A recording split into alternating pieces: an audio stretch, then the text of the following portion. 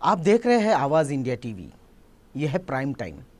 आज की चर्चा का जो विषय है वो बड़ा ऐतिहासिक है, सांस्कृतिक है, पौराणिक है।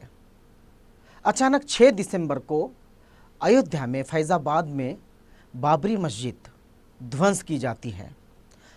ये दावा रहता है कि ये जो बाबरी मस्जिद है ये राम का जन्म स्थान जो है और वहाँ मंदिर जो है उसकी जगह को, उस मंदिर को तोड़कर बनाया गई है।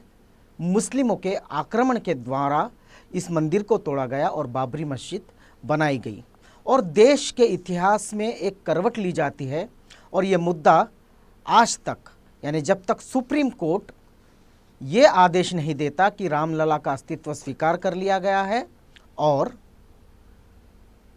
ये जो जगह है जिस पर मस्जिद बनी थी बाबरी मस्जिद, वो हिंदुओं के कब्जे में दी जाए। उसके बाद में ऐसा होता है कि मंदिर बनाने के लिए एक ट्रस्ट बनाई जाती है। ट्रस्ट बनाने के बाद ऐसा होता है कि मंदिर का काम शुरू किया जाता है। मंदिर का काम जो शुरू होता है उसके दो पहलू हैं। पहला पहलू यह है कि अभी संक्रमण काल चल रहा है, लॉकडाउन चल रहा है, देश के सभी निर्माणाधीन कार्य बंद है। ऐसे में सिर्फ राम मंदिर का ही एक काम सरकार को लगता है कि इसे शुरू कर देना चाहिए क्योंकि ये ज़रूरी है।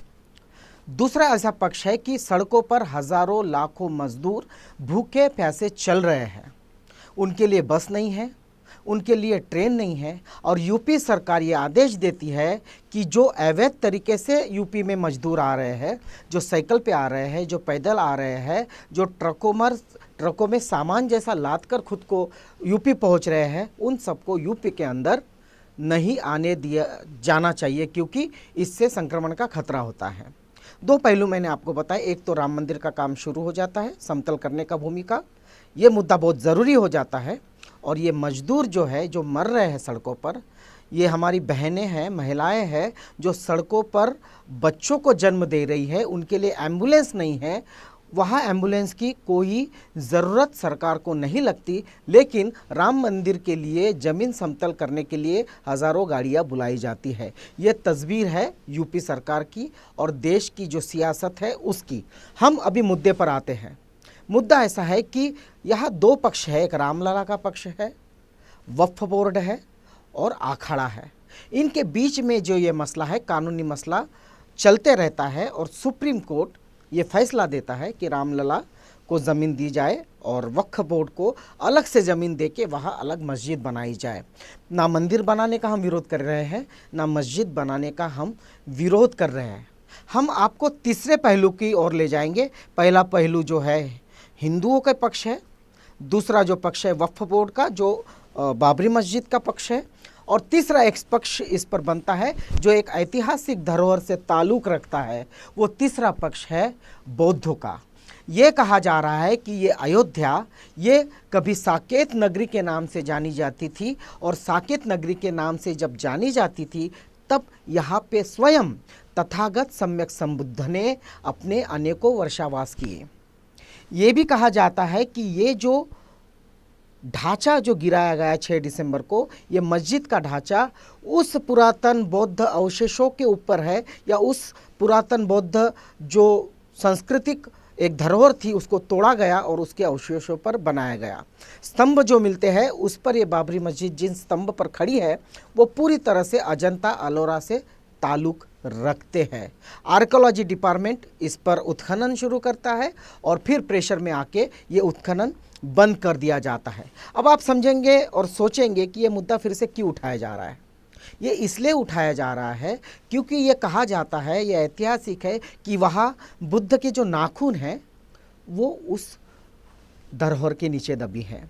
बुद्ध के जो बाल है वो उस जगह पर है, ऐसे कहा जाता है। और अगर ऐसे ये बात ऐतिहासिक तथ्य है और इसके एविडेंस जो व्योंगशांग से लेकर तमाम विदेशी प्रवासियों ने उस काल में भी किए हैं और आधुनिक काल में भी आर्कियोलॉजिकल सर्वे ऑफ इंडिया के लोगों ने इस खुदाई में इसको पाया है कि इसमें तथ्य हो सकता है। ऐसे दौर में जब राम मंदिर का निर्माण के लिए ज़मीन को समतोल करना जारी है तब ये तथ्य ज़मीन खोदकर बाहर आने लगे हैं। आपको हम बता दें कि ये चर्चा में मुद्दा इसलिए लिया जा रहा है क्योंकि ये सांस्कृतिक धरोहर है। हम न्याय के पक्ष में बात करेंगे, हम किसी धर्म के पक्ष में बात नहीं करेंगे। ये धरोहर जिनकी है उनको मिलनी चाहिए, ये धरोहर जिनकी है उनके कब्जे में आनी चाहिए और एएसआई ने और यूनेस्को ने इसका संज्ञान लेना चाहिए। अब जब मंदिर निर्माण के लिए ज़मीन के खुदाई का और समतल करने का काम जारी है, तब बुद्ध अवशेष निकल रहे हैं। आपको बता दे कि वहाँ पे जो स्तंभ निकल रहे हैं उस पर धम्म चक्र उकरे गए हैं, उस पर पुष्य चक्र है, उस पर जो बुद्ध के विभिन्न मुद्राएं हैं वो दिख रही। जो स्तंभ है उस पर कमल के फूल, हाथी, जो आपको अजंता, अलोरा और तमाम बाकी जो धरोहरें हैं उससे मेल खाती हुई नज़र आएगी। इसी विषय पर हम चर्चा कर रहे हैं। आज हमारे साथ दो लोग ऑनलाइन मौजूद है लाइन पर। एक है दिल्ली से शांति स्वरूप बौद्ध जी और यूपी जहाँ ये उत्खनन शुरू है और जहाँ ये मंदिर का काम शुरू है अयोध्या, वहाँ से भंते सुमित रतन भंते जी जो है ऑन ग्राउंड वहाँ पर है अयोध्या में, वहाँ काम कर रहे हैं। वहाँ सीएम से उनकी बात चल रही है, डीएम से बात चल रही है, प्रशासन से बात चल रही है। क्या बात चल रही है उस पर हम उनसे रूबरू होंगे। तो हम सबसे पहले शांति स्वरूप बौद्ध जी आपके तरफ आते हैं कि बौद्धों की ये पुरातन मांग रही है कि समूचे क्षेत्र की खुदाई करे और इसे एएसआई को सांस्कृतिक धरोहर के रूप में सौंप दे। दूसरी मांग है कि यूनेस्को की निगरानी में अयोध्या की खुदाई हो। तो इस मांग की सुप्रीम कोर्ट का जो फैसला है राम मंदिर के पक्ष में, उसके बाद फैसला आने के बाद और मंदिर निर्माण का कार्य शुरू होने के बाद इस बात में क्या तथ्य रह जाता है, क्या अर्थ रह जाता है कि बौद्धों की पुरातन मांग जो है और इसे एएसआई और यूनेस्को को सौंप देना चाहिए। शांति स्वरूप जी, आपने जो प्रश्न किया है बड़ा अच्छा प्रश्न है, मगर बहुत टेक्निकल है। देखिए, इसमें कोई शक नहीं है कि हमारी ये मांग रही कि सारी अयोध्या का आर्कियोलॉजिकल ऑफ इंडिया यानी कि एएसआई पुरातत्व विभाग इसका उत्खनन करे और ये निर्णय निकाले कि बौद्ध स्थल है कि नहीं। इसके अलावा हमारे सामने ये भी एक समस्या थी और हमने मांग की थी यूनेस्को की निगरानी में यहाँ खुदाई होनी चाहिए। मगर आप जो कह रहे हैं कि अब सुप्रीम कोर्ट का निर्णय आने के बाद तो ये बात बेमानी हो जाती है। देखने में ऐसा लगता है बेमानी बात हो जाती है, वास्तव में बेमानी बात हुई नहीं है। अभी राम मंदिर के पक्ष में निर्णय आ गया। निर्णय कैसे आया, कैसे नहीं आया, उसके पीछे कितनी लंबी कहानी, हम उसमें नहीं जाएंगे। मगर इतना हम कहते हैं कि राम मंदिर परिसर अलग चीज है और पूरी अयोध्या अलग चीज है। हमारी मान्यता यह है कि पूरी अयोध्या में बौद्ध विरासत नीचे जमीन में दबी पड़ी है। अब मैं आपको जब बताऊंगा तो बहुत लंबा बाइट बन जाएगा। आप वहां पर जब देखेंगे, वहां तो कब्र भी सम्राट अशोक के स्तंभ पर बनी हुई है। अभी जो नदी है तिलोद की गंगा जिसको कहते हैं, वो अपना उसका पूरा इतिहास है। उसमें जो भगवान बुद्ध के समय में जो अंजन वन था, अंध वन था, और वहां पर जो खेमा जिस विहार में रह रही थी उसके बारे में जो जानकारियां हमारे पास हैं वो एक पूरे अयोध्या में फैली हुई हैं।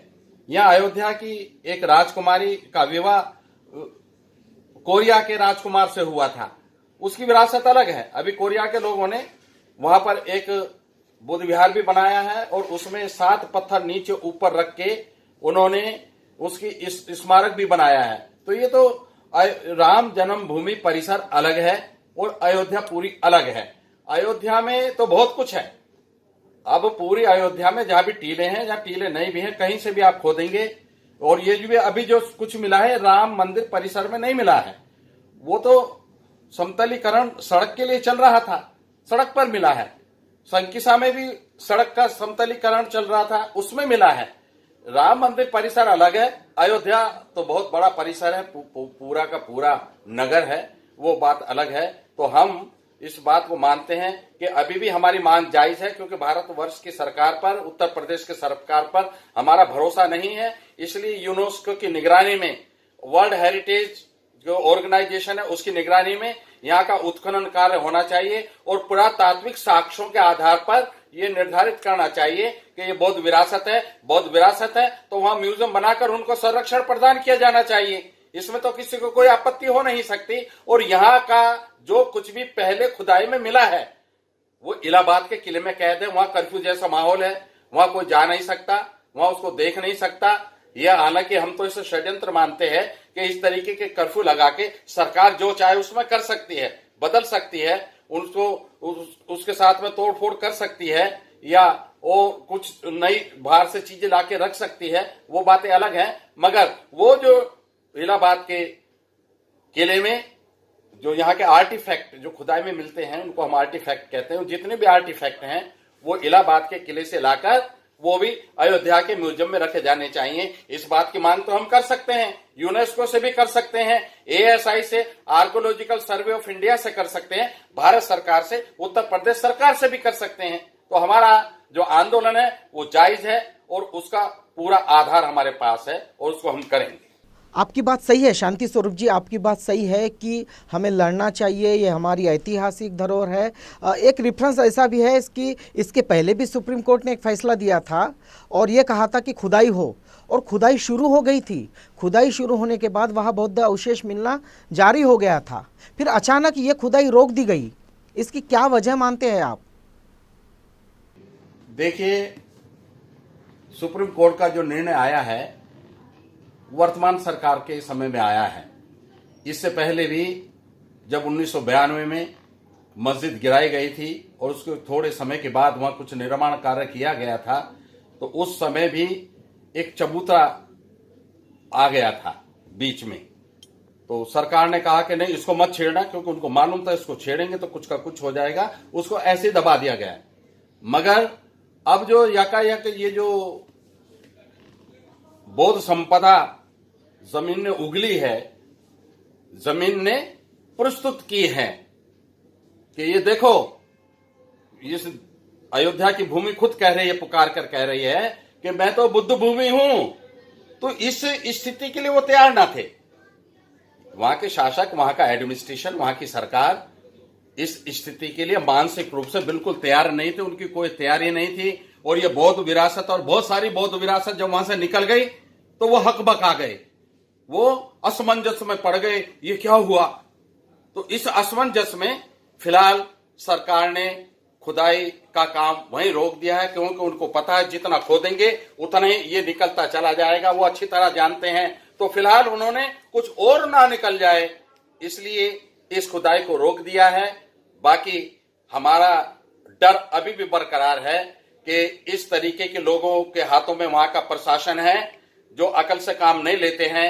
जो बौद्ध विरासत मिली है ये उस पर भी बुलडोजर ना चला दें। इसलिए हमारा सरकार से मांग है कि एक प्रॉपर अथॉराइज एजेंसी के माध्यम से, खासतौर से ASI के माध्यम से, आर्कियोलॉजिकल सर्वे ऑफ इंडिया के माध्यम से इस खुदाई को अपनी देखरेख में कराएं। और वो जो खुदाई दल हो उसमें सब तरह के लोग होने चाहिए, उसमें 3-4 प्रदेश के लोग होने चाहिए, अलग अलग संप्रदाय के लोग होने चाहिए। एक जाति विशेष के लोग होंगे तो गड़बड़ी होने की पूरा अंदेशा रहेगा। तो ये आपका दूसरे सवाल का जवाब है। सवाल आपका बहुत अच्छा था। शांति स्वरूप बुद्ध जी, आपकी बात बिल्कुल सही है कि इस तरह से जो प्रेशराइज किया गया सरकार के तरफ से और ये पुरातन बौद्ध धरोहर होने के बावजूद भी खुदाई का काम शुरू हो गया। हम भंते सुमित रत्न की और बढ़ेंगे। भंते जी, आप वहाँ मौजूद थे, आपने DM से बात की, आप CM से संपर्क में हैं, शासन प्रशासन से बात कर रहे हैं। भंते जी, आप बताएं क्या तय है कि ये अवशेष जो है ये बौद्ध कालीन है? ये तो तय है क्योंकि ASI ने भी ऐसी रिपोर्ट दी है। पुरातन जो साहित्य उसमें मिल रहा है, रामायण को छोड़ बाकी जितना भी साहित्य इस देश में बौद्ध साहित्य है उसमें इसका जिक्र है, साकेत नगरी का। क्या आपको लगता है कि ये विवादित ढांचा बौद्ध पुरातन स्मारक होना चाहिए? आज स्थिति जो भारत की है बड़ी दयनीय है और बड़ी चिंतनीय है। आपकी संस्कृति को, आपकी सभ्यता को, आपके दर्शन को दबाया जा रहा है, छेड़ा जा रहा है, कुचला जा रहा है और आप हाथ पर हाथ धरे बैठे हैं। अगर आप ऐसे ही टुकड़ों में बटे रहे, अगर ऐसे ही ईर्षा द्वेष नफरत में जलते रहे तो एक दिन तुम नहीं बचोगे, न तुम्हारी संस्कृति बचेगी। इसलिए मैं आह्वान करता हूं कि जब कोई संस्कृति सभ्यता के मान सम्मान की बात हो, जब कोई हमारे स्वाभिमान की बात हो, तो हमें आपस में छोटी छोटी बातों को भुला करके एक हो जाना पड़ेगा, तभी हम संस्कृति की रक्षा कर पाएंगे। वैसे भी भगवान बुद्ध ने कहा है, अनिक्षावत संखारा उपादवे अधम्मिनो उपजित्वा निरुजंती ते संगोप समो सुखो। साकेत पर बहुत सुंदर बौद्ध विहार था। समय बदला, आपके हाथों से सत्ता गई, आप शासक नहीं रहे, तो वहां मस्जिद बन गई। आज आप शासक नहीं हैं, वो शासक नहीं रहे, आज वहां राम मंदिर बन रहा है।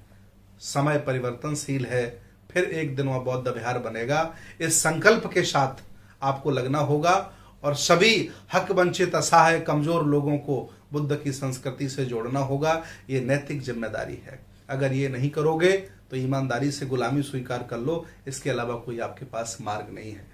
भंते जी, आपकी बात सही है कि हमारा कोई मजबूत संगठन नहीं, हमने एक होना चाहिए। आप आह्वान भी कर रहे हैं, पूरी दुनिया में आह्वान कर रहे हैं, ये बात आपकी सही है। मैं शांति स्वरूप बौद्ध जी की ओर जाऊंगा। शांति स्वरूप जी, क्या राष्ट्रीय स्तर पर बौद्ध का कोई मजबूत संगठन नहीं है?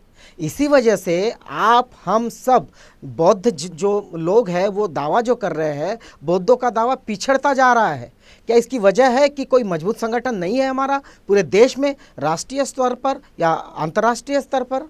आपका ये कहना है कि कोई बौद्धों का कोई दमदार संगठन न होने की वजह से तो ये आंदोलन नहीं पिछड़ गया। आपकी बात में दम है, मैं आपकी बात से सहमति रखता हूं, और संगठन में ही शक्ति होती है। आज जो शासक जातियां जो वहां पर प्रभावी हैं राज्य में, जिनका हुकूमत है, ऐसा नहीं है कि उनके पास बहुत ज्यादा शक्ति है। वो सरकारी शक्ति उनके पास जरूर है, मगर हम लोग बटे हुए हैं, हम लोग बिखरे हुए हैं, हम लोग आपस में झगड़ रहे हैं। हम लोगों ने, मैंने आपकी टांग पकड़ी हुई है, आपने मेरी टांग पकड़ी हुई है, हम दोनों आगे नहीं जा पा रहे।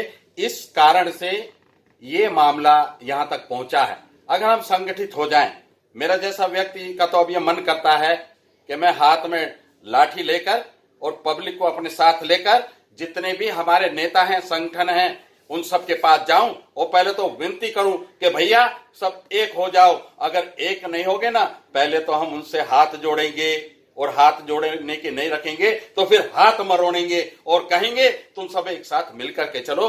अब इन लोगों को सोचना है कि ये हमारे हाथ जोड़ने की रखते हैं या डंडे के असर से संगठित होते हैं। बगैर संगठित हुए बगैर, बाबा साहब ने संगठित होने के लिए ऐसे ही नहीं कहा था, क्योंकि संगठन में ही शक्ति होती है और शक्ति से ही आप कुछ प्राप्त कर सकते हैं। इसलिए अब समय आ गया है, हम संगठित होंगे और अपने अधिकार, अपनी अस्मिता की रक्षा कर पाएंगे, अन्यथा नहीं हो पाएगा।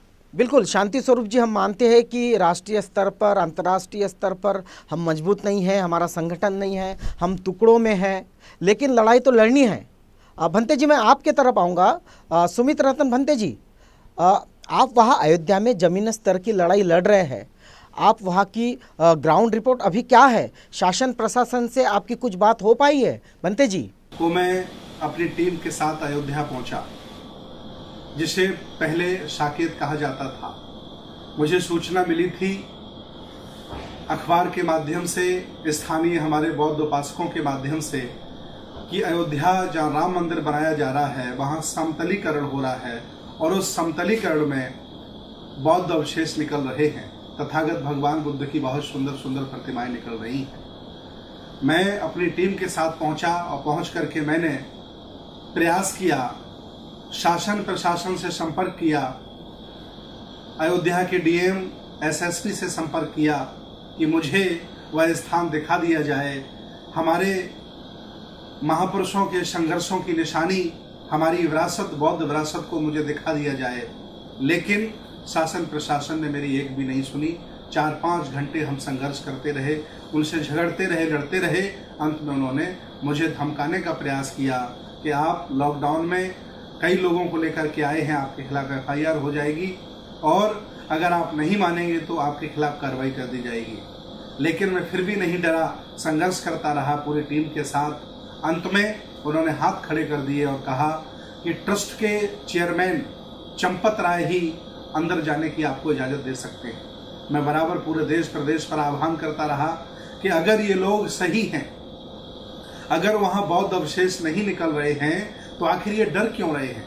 अगर ये डर रहे हैं तो इससे साफ सिद्ध होता है कि वहाँ बौद्ध अवशेष निकल रहे हैं, वहाँ तथागत भगवान बुद्ध की प्रतिमाएं निकल रही हैं, सम्राट अशोक के ज़माने की लाट शिलापट निकल रहे हैं। अगर ऐसा नहीं है तो क्यों मुझे नहीं जाने देते? मैं आपके मंदिर बनने का विरोधी नहीं हूँ, आप मंदिर बनाइए, लेकिन देश भारत में जितनी भी पुरानी इमारतें हैं, जितने भी हमारे बौद्ध स्थल हैं, वो सब पुरातत्व सर्वेक्षण के हाथ में है, वह उनकी रक्षा और सुरक्षा करता है। मैं अपील करता हूँ देश भारत के लोगों से, सरकारों से और पूरी दुनिया के लोगों से कि ये ऐतिहासिक साकेत का जो स्थल है इसे पुरातत्व सर्वेक्षण को दे दिया जाए, उसे बहुत ही सुंदर स्मारक घोषित कर दिया जाए और इन लोगों को थोड़ी सी शर्म आ जाए तो ये मंदिर अपना दूसरे स्थान पर बना लें अयोध्या में। चाहे हम तैयार हैं, हम समर्थन करते हैं उस स्थान से ये 10 गुना ज्यादा जमीन ले लें और उससे बड़ा मंदिर बना लें, लेकिन कम से कम बुद्ध की छाती पर खड़े होकर के न मंदिर बनाएं। मुझे एक और सूचना दी कि जो मूर्तियां, जो अवशेष निकल रहे हैं, ये लोग उन्हें क्रेशर में डाल करके बालू बना रहे हैं, रेता बना रहे हैं, सबूत मिटा रहे हैं। मुझे बहुत दुख हुआ।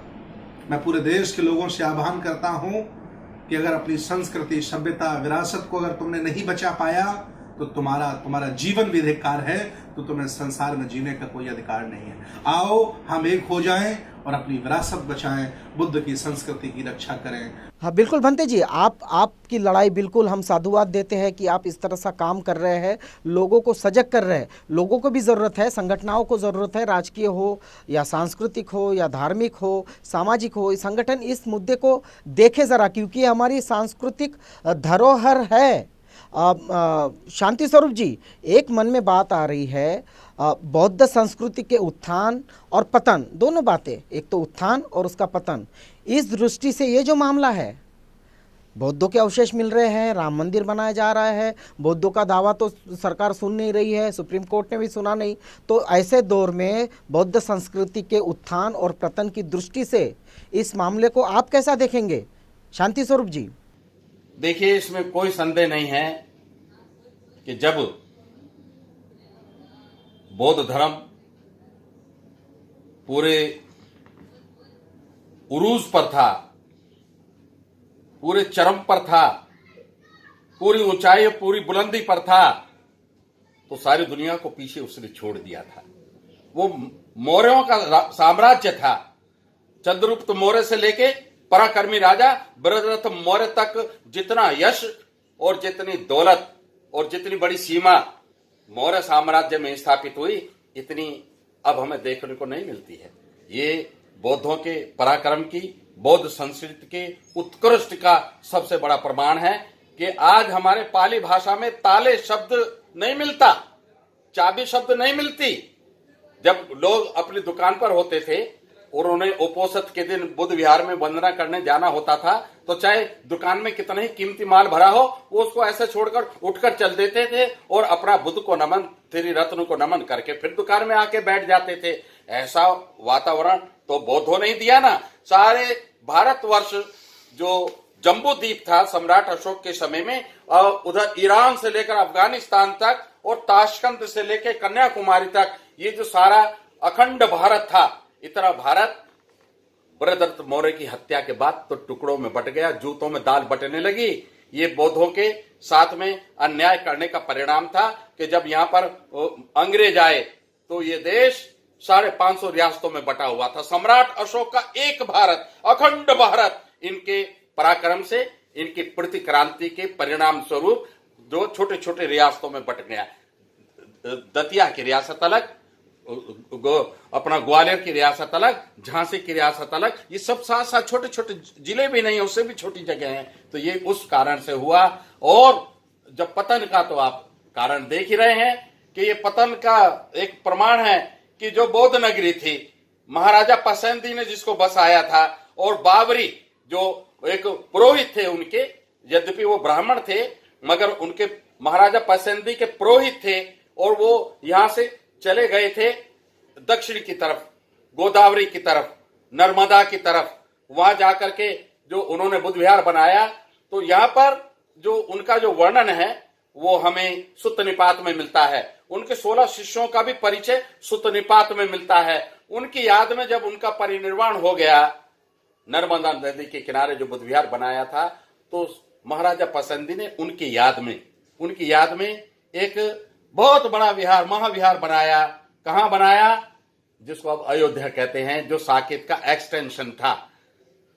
तो आज ये जो बाबरी मस्जिद गिराई गई थी ना, ये मस्जिद नहीं थी। आप कह सकते हैं मस्जिद कुछ लोग, मगर प्रामाणिक आधार पर आप देखेंगे किसी भी मस्जिद का नाम किसी व्यक्ति पर नहीं है। बाबरी मस्जिद, बाबर के नाम पर मस्जिद, मगर बाबर कोई आदमी था, कोई बादशाह था, मुसलमान बादशाह था, उसके नाम पर नहीं है। इसके अंदर पिलर थे और पिलर के ऊपर की तरफ शेरों के मुंह थे। शेर कौन से? जो सम्राट अशोक का राज चिन्ह था। शेर भगवान बुद्ध को नर सिंह कहा गया है, नर जाति का शेर कहा गया है। उनको शाक्य सिंह कहा गया है, शाक्य वंश का शेर कहा गया है। तो इसलिए शेर की बड़ी मान्यता हमारे बौद्ध धर्म में है, बौद्ध संस्कृति में है। तो वो जो पिलर थे उनके ऊपर बब्बर शेर बने हुए थे। उन बब्बर शेर के कारण बाबरी मस्जिद जो बाबरी मस्जिद, इत्तेफाक ये है कि जो बाबर आया उससे मिलता जुलता वो नाम था, तो वो उसी के परवान चढ़ गया। तो साथियों, ये जो पतन की पराकाष्ठा, ये पतन की पराकाष्ठा पर हुई एक बहुत दुनिया की सबसे उत्कृष्ट विरासत बौद्ध संस्कृति, और उसका इतना पतन हो गया कि लोग उसका नाम तक भूल गए। या इस देश में जब अंग्रेज आए और बुद्ध के बारे में पूछते थे तो यहाँ के लोग कहते थे कोई चीनी देवता है, सम्राट अशोक को कहते थे कोई पौराणिक देवता है। आज ये सब कुछ जो निकल कर सब सामने आया है, इसका श्रेय, अकेला श्रेय अंग्रेजों को जाता है। अगर वो यहाँ उत्खनन की विद्या लेकर ना आते, यहाँ खुदाई ना करते, तो ना हमें सम्राट अशोक मिलते, ना हमें दम्म लिपि जिसको ब्रह्म लिपि कहते हैं, ना हमें वो मिलती, ना हमें बुद्ध मिलते, ना हमें अशोक मिलते। हम उनके प्रति कृतज्ञ हैं।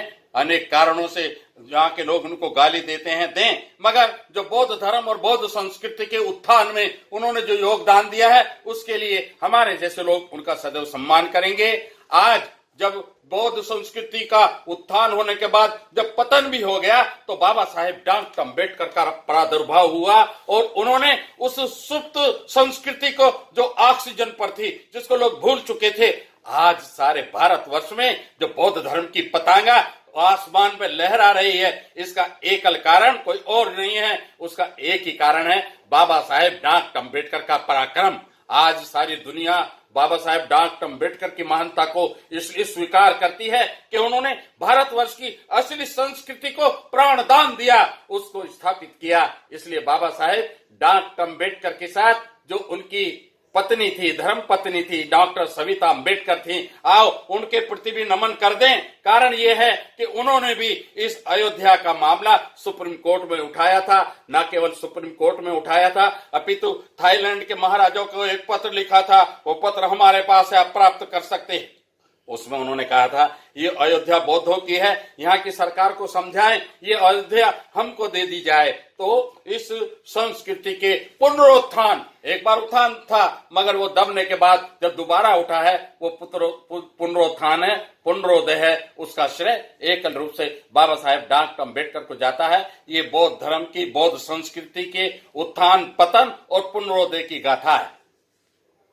शांति स्वरूप बुद्ध जी, बिल्कुल आप सही कह रहे हैं कि हमारा एक प्रेशराइज गट होना चाहिए, दबाव गट होना चाहिए, सरकारों पर हमारा दबाव होना चाहिए, हमने एक होना चाहिए। हम इसी मुद्दे पर जो है भंते जी की ओर जाएंगे। भंते जी, क्या आप मानते हैं कि देश में हमारा कोई मजबूत संगठन नहीं होने से हमारा ये दावा खारिज किया जा रहा है, या बिल्कुल माना ही नहीं जा रहा है कि ऐसी कोई सांस्कृतिक धरोहर है, कोई धार्मिक ऐतिहासिक धरोहर है जहाँ खुद बुद्ध ने उस साकेत नगरी में इतने वर्षावास किए, फिर भी इस दावे को खारिज किया जा रहा है? आप क्या कहेंगे?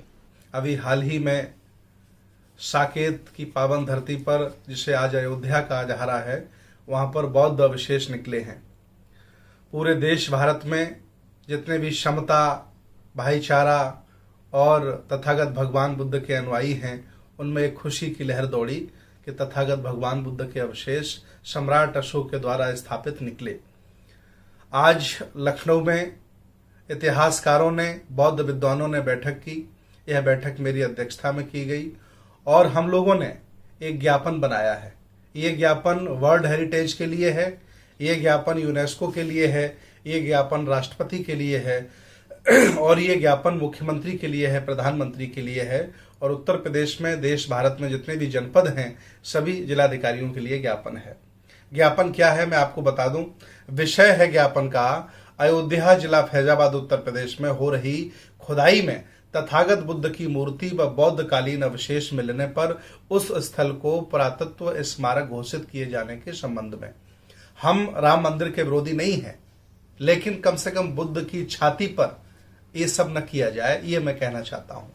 आगे क्या है, मुख्य सूचना आयुक्त भारत सरकार दिल्ली महोदय, आपको अवगत कराना है कि अयोध्या जिला फैजाबाद उत्तर प्रदेश में खुदाई के दौरान 2000 वर्ष पुरानी बौद्ध प्रतिमाएं, शिलालेख, धम्मचक्र आदि बौद्ध कालीन प्रतीक व अवशेष प्राप्त हो रहे हैं, जो पुरातत्व ऐतिहासिक महत्व के दृष्टिकोण से मूल्यवान हैं।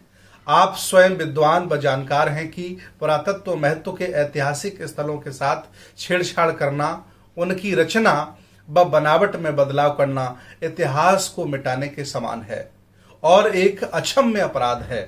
संपूर्ण भारतवर्ष में अनेकों बौद्ध स्थल का रखरखाव नियंत्रण भारतीय पुरातत्व सर्वेक्षण ASI के पास है। इन सभी स्थलों का ऐतिहासिक महत्व है। अयोध्या में समतलीकरण व खुदाई के दौरान तथागत बुद्ध की प्रतिमा व बौद्ध प्रतीक अवशेष मिलने से उनके ऐतिहासिक पुरातत्व महत्व को इनकार नहीं किया जा सकता। आप स्वयं जानकार हैं कि पुरातत्व महत्व के स्थलों की बनावट से छेड़छाड़, तोड़फोड़ करना अथवा किसी भी प्रकार का बदलाव करना पुरातत्व स्थल अवशेष अधिनियम 1958 व बहुमूल्य कलाकृति अधिनियम 1972 के अनुसार दंडनीय अपराध है। आज दिनांक 23 मई 2020 को लखनऊ में बौद्ध विद्वानों व इतिहासकारों की एक महत्वपूर्ण बैठक मैं बौद्ध भिक्षु सुमित रतन जी की अध्यक्षता में आयोजित की गई। इस बैठक में सर्वसम्मति से प्रस्ताव पास किया गया। नंबर 1, उच्च प्राथमिक व ऐतिहासिक महत्व के स्थल की सामान्य खुदाई तत्काल प्रभाव से रोक दी जाए। नंबर 2, उस स्थल में भारतीय पुरातत्व सर्वेक्षण ASI की निगरानी में विधिवत उत्खनन कार्य किया जाए। नंबर 3, उत्खनन स्थल को भारतीय पुरातत्व सर्वेक्षण ASI के अधिकार क्षेत्र में देकर राष्ट्रीय स्मारक के रूप में संरक्षित कर दिया जाए। नंबर 4, भारतीय इतिहास वेत्ताओं व पुरातत्व वेत्ताओं एवं बौद्ध विद्वानों का एक संयुक्त प्रतिनिधिमंडल उत्खनन स्थल का निरीक्षण करे और अपनी रिपोर्ट संसद को प्रस्तुत करे। नंबर 5, मर्यादा पुरुषोत्तम भगवान श्री राम का भव्य मंदिर का निर्माण अयोध्या में ही किसी अन्य स्थल पर कर दिया जाए। चाहो तो इससे ज्यादा और जमीन ले लो, लेकिन कम से कम वहां जो ऐतिहासिक स्थल है, जहां पुरातत्व चीजें निकल रही हैं, अवशेष निकल रहे हैं, वहां न किया जाए।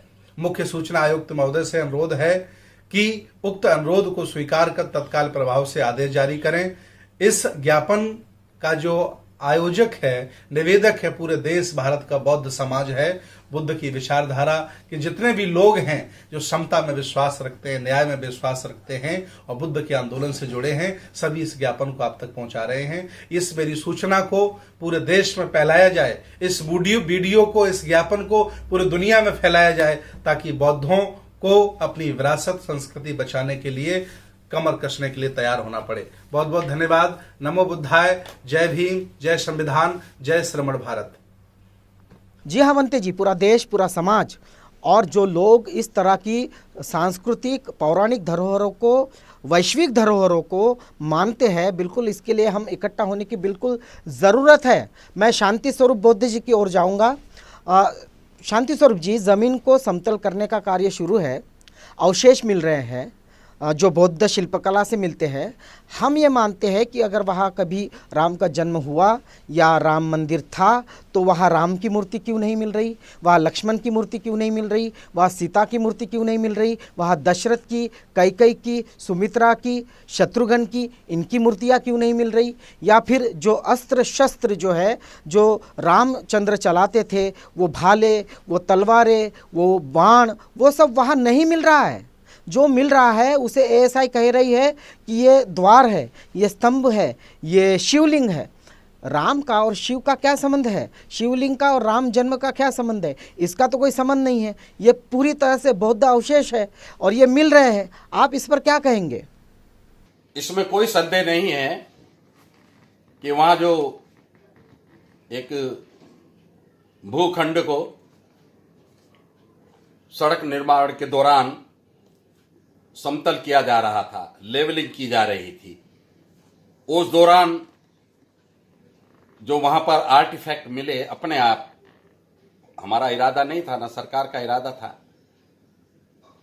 वो निसंदेह बौद्ध संस्कृति के बेहतरीन नमूने हैं और इससे मिलती जुलती शिल्पांकन, स्कल्पराइजेशन जो उदयगिरी है उड़ीसा में, वहां की जो मूर्तियां हैं आप उनसे मिलाकर देख लो, डिटो वही स्टाइल है।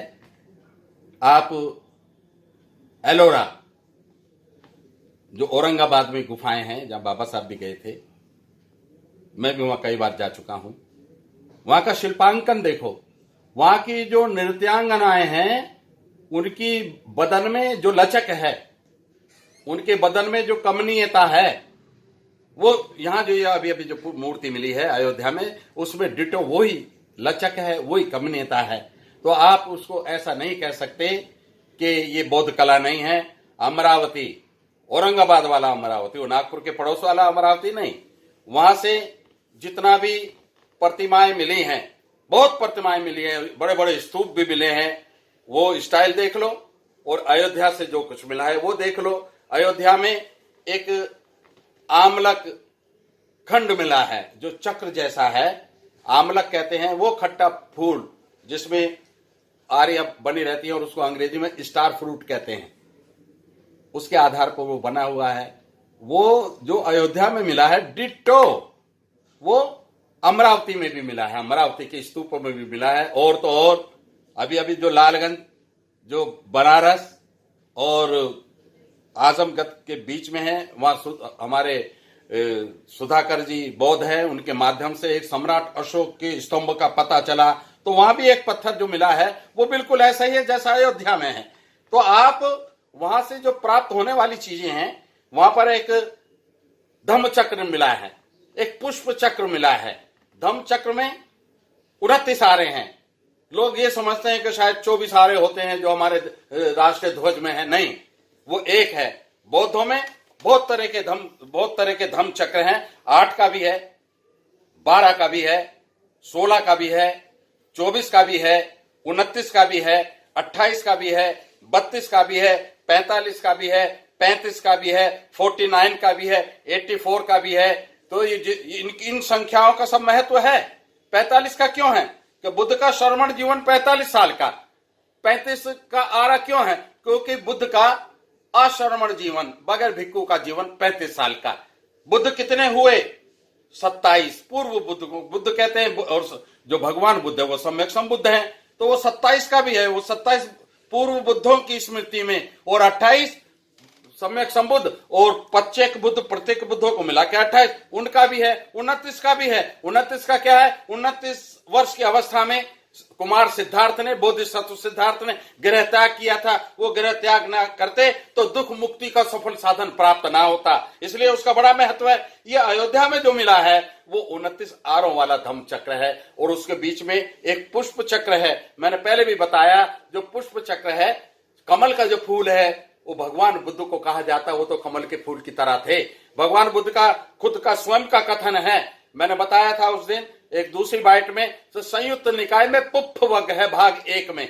पुप्फ वर्ग में क्या कहते हैं भगवान बुद्ध? कहने लगे कि मैं तो उस प्रकार हूं जैसे फूल है, एक गंदे कीचड़ के पानी में पैदा होकर के दुर्गंध चीज में सुगंध फैलाता है और बदबूदार बदसूरत जगह पैदा होकर के सौंदर्य फैलाता है, उसी प्रकार ये दुख भरे संसार में तथागत उत्पन्न होकर सुख और दुख मुक्ति का मार्ग देते हैं, सुख प्राप्ति का मार्ग देते हैं। तो कलाकारों ने, मूर्तिकारों ने भगवान तथागत सम्यक संबुद्ध के ऐसे सुख, क्योंकि बहुत सारे सुख हैं ऐसे जिसमें भगवान तथागत सम्यक संबुद्ध खुद की तुलना कमल के फूल से कर रहे हैं।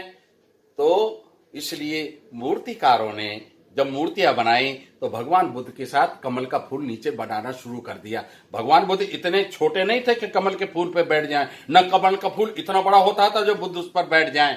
वो तो एक प्रमाण है, एक आदर्श है, एक सिद्धांत है कि बुद्ध को और कमल के फूल को एकाकार कर दिया, दोनों का एक दूसरे से समावेश कर दिया। तो वो जो 13 पंखुड़ियों वाला पुष्प चक्र है वो इसीलिए है क्योंकि बुद्ध की तुलना कमल के फूल से की गई है। और 13 का मतलब क्या है?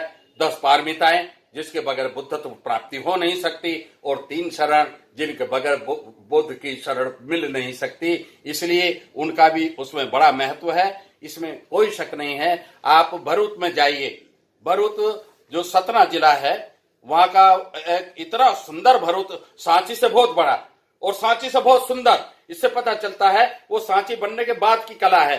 वहां की जो कला है, भरूच की जो कला है, इतना बारीक काम है।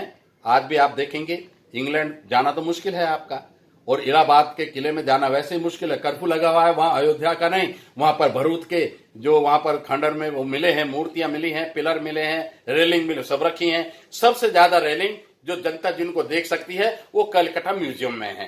वो कलकत्ता म्यूजियम में आप देखेंगे इतना सुंदर, इतना बारीक काम उस पर कलाकारों ने किया है। उसका कारण क्या है? उसका कारण यह है, ये सारा का सारा काम मथुरा के मूर्तिकार और विदिशा के हाथी दांत के कारीगरों ने मिलकर के ये काम किया है। इतना ही उत्कृष्ट काम है। ये जो रेलिंग के पिलर मिले हैं अयोध्या में, आप मिला लो उनको भरूच के रेलिंग से, बिल्कुल वही है। ये जो एक पद्धति रेलिंग बनाने की थी वो ऐसी थी कि पहले लकड़ी का काम होता था, भवन निर्माण लकड़ी का होता था, मगर जब पत्थर का होने लगा तो उसके बनाने की विधि लकड़ी जैसी ही रखी गई। पिलर बनाना, उसमें चूल खोदना और उसमें पत्थर फंसाना, इस तरीके से फंसा फंसा के उनको खड़ा करते थे। जैसे सांची की गुफा के चारों तरफ है, उसको रेलिंग कहते हैं अंग्रेजी में, हिंदी में वेदिका कहते हैं। तो वो जो सारा का सारा जो वहां पे मिला है वो यहीं पर नहीं मिला है, और भी बहुत जगह है, इसके बहुत प्रमाण है। बिल्कुल बिल्कुल, आपने जो कहा कि समतल करने के लिए थोड़ी बहुत खुदाई जो हुई, उसमें शिवलिंग मिले, स्तंभ मिले, पुष्प चक्र मिले, अशोक चक्र मिले, ये सब मिल रहे हैं। और ये अगर आप इसका अध्ययन करें, या पूरी जो दर्शक हमारे देख रहे हैं, दर्शक अगर इसका अध्ययन करें तो ये बात स्पष्ट है कि पूरी तरह से ये धरोहर जो है बौद्ध है, बुद्धों की है, बौद्ध समाज की है, बौद्ध संस्कृति से जुड़ी है।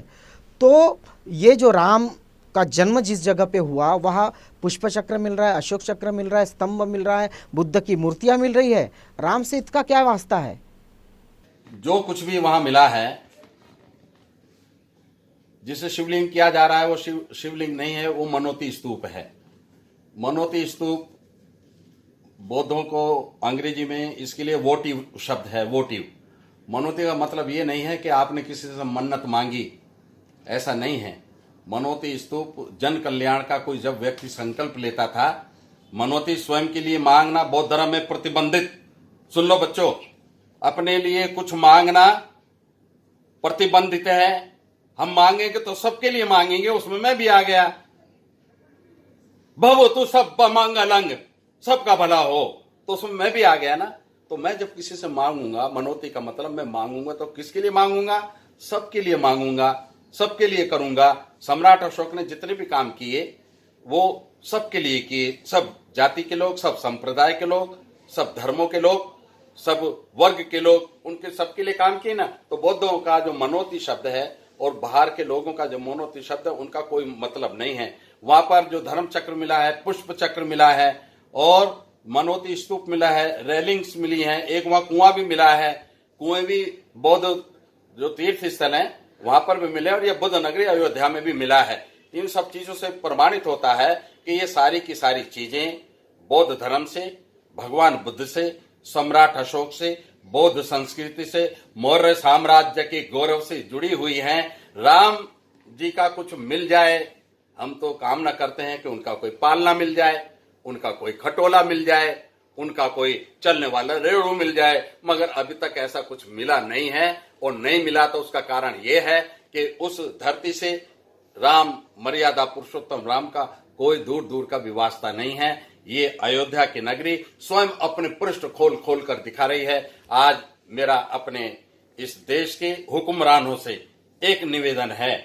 आप देख रहे हैं ना, ये जो संघ परिवार है, इसी में से उद्धव ठाकरे निकले और आज उद्धव ठाकरे महाराष्ट्र में जन कल्याण के ऐसे कार्य करके दिखा रहे हैं कि वो जन जन के शिरोधार्य हो गए, जन जन के प्रिय हो गए। तो मैं कहना चाहूंगा उत्तर प्रदेश की सरकार से, भारत की सरकार से, आपको ये जो इतना भारा बहुमत मिला है, इसको विध्वंस के काम में नहीं बल्कि सदियों तक लोग सम्राट अशोक की तरह तुमको याद करते रहें, तुमको पूछते रहें, तुमको सिर पर रखते रहें। ऐसे कुछ कल्याणकारी काम कर जाओ, और वो कल्याण का काम अगर आप करोगे तो बुद्ध के अलावा कर नहीं पाओगे। इसलिए आप बौद्ध देशों में तो कहते हो जाके कि मैं बुद्ध की भूमि से आया हूं, हम दुनिया ने युद्ध दिया और भारत ने बुद्ध दिया। ये बात कहने में तो बड़ी अच्छी लगती है, सुनने में उससे ज्यादा अच्छी लगती है, मगर जब करके दिखाओगे तब आपको पता चलेगा कि सारी दुनिया आपको किस तरीके से सर पर रखती है।